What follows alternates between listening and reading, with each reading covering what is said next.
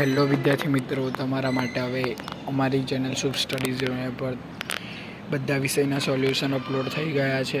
તો વિદ્યાર્થી મિત્રો, પ્લીઝ આ વિડીયોને લાઇક, શેર અને સબસ્ક્રાઈબ કરજો અને વિડીયોને અંત સુધી જોજો.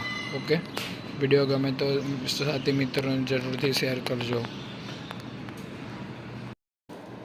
સેક્શન બી પાર્ટ 1 ચેપ્ટર 3માંથી આપણે શરૂ કરીએ છીએ.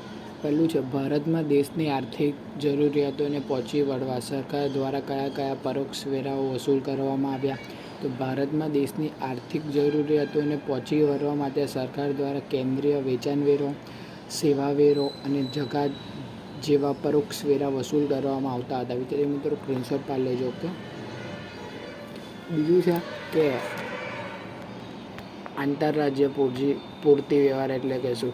જ્યારે માલ કે સેવાઓનો પુરવઠો એક રાજ્યમાંથી બીજા રાજ્ય અથવા કેન્દ્ર શાસિત પ્રદેશોમાં પૂરો પાડવામાં આવે ત્યારે તેને આંતરપૂર્તિ વ્યવહાર કહે છે. વિદ્યાર્થી મિત્રો, એટલે કે એક રાજ્યમાંથી બીજા રાજ્યમાં મોકલે ને તેને આંતરપૂર્તિ વ્યવહાર કહે છે.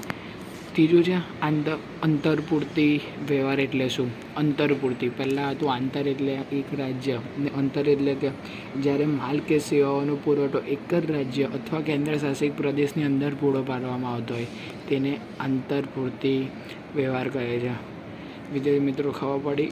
અંતર એટલે અંદર, આપણે એક જ રાજ્યની અંદર કરો, અને આંતર એટલે કે એક રાજ્યથી બીજા રાજ્યમાં. ઓકે, ચોથું છે કે કયા પ્રકારના પૂર્તિ વ્યવહારમાં વસેક કેન્દ્ર અને રાજ્ય સરકાર વચ્ચે સરખે હિસ્સે વેચાય છે? તો આંતરરાજ્ય પૂર્તિ વ્યવહારમાં વસેક કેન્દ્ર અને રાજ્ય વચ્ચે સરખે હિસ્સે. અંતર એટલે કે આપણે રાજ્યની અંદર. ઓકે, પછી પાંચમો પ્રશ્ન છે કે આવક પૂરતી વસેક ક્યારે લાગુ પડે છે? તો આવક પૂરતી વસેક ત્યારે લાગુ પડે છે જ્યારે ખરીદ માલ કે સેવાઓ પર ચૂકવેલ વસેક વેચાણ કરેલ માલ કે સેવા પર વસૂલ કરેલ વસેક કરતાં વધુ હોય. એટલે કે વિદ્યાર્થી મિત્રો, જ્યારે આપણે માલ ખરીદીએ છીએ ને ત્યારે આપણે કંઈ વસેક એટલે કે થોડો ટેક્સ આપવો પડે છે. ને આવક પૂરતી વસેક એટલે કે આપણે જ્યારે માલને વેચીએ ને ત્યારે તેના થોડાક પૈસા આપણને ગ્રાહક તરફથી મળે એટલે આવક પૂરતી વસેક કહે છે. વિદ્યાર્થી મિત્રો, જો મારા વિડીયો તમને સારા લાગતા હોય તો પ્લીઝ એકવાર જરૂરથી ચેનલને સબસ્ક્રાઈબ કરી દેજો અને વિડીયોને લાઇક ન કર્યો તો લાઇક કરી દેજો. છઠ્ઠું છે વસેક પરત જમા એટલે કે વસેક પરત જમા એટલે ખરીદી પર ચૂકવેલ વસેક એટલે કે તેને કહેવાય ઇનપુટ ટેક્સ ક્રેડિટ. વિદ્યાર્થી મિત્રો, શું કહેવાય? Input tax credit. વેચાણ પર વસૂલ કરેલ વસેક સામે મજરે મેળવવાની પ્રક્રિયા. તો ચાલો વિદ્યાર્થી મિત્રો, હવે જોઈએ છે ચેપ્ટર 4. ઓકે, પહેલાં આપણે જોયું ચેપ્ટર 3, હવે આપણે જોઈશું ચેપ્ટર 4. બાજે એટલે શું? વિદ્યાર્થી મિત્રો, બાજે એટલે કે બાબતજે. તેનું ફૂલ ફોર્મ છે કે બાબતજે. તેને આપણે શોર્ટ ફોર્મમાં કહે છે બાજે. ઓકે વિદ્યાર્થી મિત્રો, આ તમને પૂછે બાજે એટલે કે બાકી જમા. શું? બાકી જમા. આ શબ્દનો ઉપયોગ દેશી નામા પદ્ધતિમાં ખાતાની જમા બાકી દર્શાવે છે. બાજે એટલે કે બાકી જમા. બાબત જે તમે એ બી લખી શકો છો અને બાકી જમા બી લખી શકો છો. ઓકે વિદ્યાર્થી મિત્રો, પછી છે વેપારી વટાવ શા માટે આપવામાં આવે છે? વેપારી વટાવ માલના વેચાણમાં વધારો કરવા, નવા ગ્રાહકોને આકર્ષવા અને જૂના ગ્રાહકો જાળવી રાખવા માટે આપવામાં આવે છે.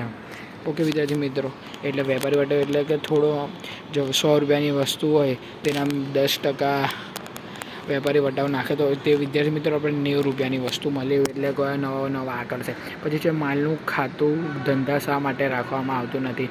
માલનું ખાતું ધંધામાં રાખવામાં આવતું નથી કારણ કે માલને લગતા જુદા જુદા વ્યવહારો, ખરીદ વેચાણ, ખરીદ પરત, માલ સ્ટોક વગેરે અલગ અલગ પેટા ખાતાઓ ખોલવામાં આવે છે. વિદ્યાર્થી મિત્રો, બધા માટે જો અલગ અલગ ખોલવામાં આવે છે. બરાબર. પછી છે બેંક ચાર્જીસ કોને કહે? બેંક દ્વારા તેના ગ્રાહકને પૂરા પાડવામાં આવતી વિવિધ સેવાઓ જેવી કે ચેકબુક આપે, ડેબિટ કાર્ડ આપે, ઓનલાઈન ટ્રાન્ઝેક્શન કરે છે આપણા વતી એટલે કે જીપે, ફોનપે બધા કરો છો વગેરે માટે વસૂલ કરવામાં આવતી રકમને બેંક ચાર્જીસ કહેવાય છે. વિદ્યાર્થી મિત્રો, જેનું પણ બેંકમાં ખાતું હશે તે લોકોનો કંઈ ને કંઈ તો ચાર્જીસ કપાતા જ હોય છે. ઓકે વિદ્યાર્થી મિત્રો, પછી છે કસર. એટલે કસર કોને કહેવાય?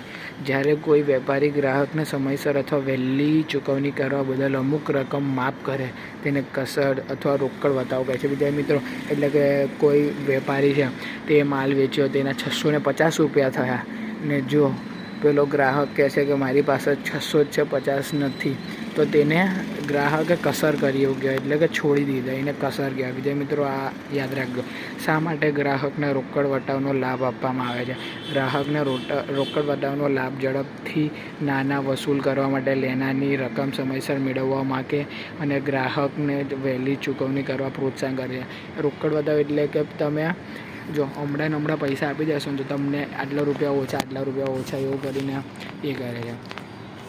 તો વિદ્યાર્થી મિત્રો, બસ આ જો તમે આગળની પીડીએફ્સ બનેલી છે અને જો તમે આગળ આનાય વિડીયો લેવા ઈચ્છો છો તો પ્લીઝ અત્યારે જ ચેનલને સબસ્ક્રાઈબ કરો. ઓકે, ને આ ચેનલને આ વિડીયો પર 50 લાઈક અને 20+ સબસ્ક્રાઈબ થઈ જશે આ વિડીયોની અંદર તો આપણે વિદ્યાર્થી મિત્રો સેક્શન બીનું સોલ્યુશન લઈ જઈશું ઓલ ઓફ યુ. ઓકે વિદ્યાર્થી મિત્રો, હવે મળીએ છીએ નેક્સ્ટ વિડીયોમાં. આ વિડીયો ગમ્યો હોય તો please like, share and subscribe.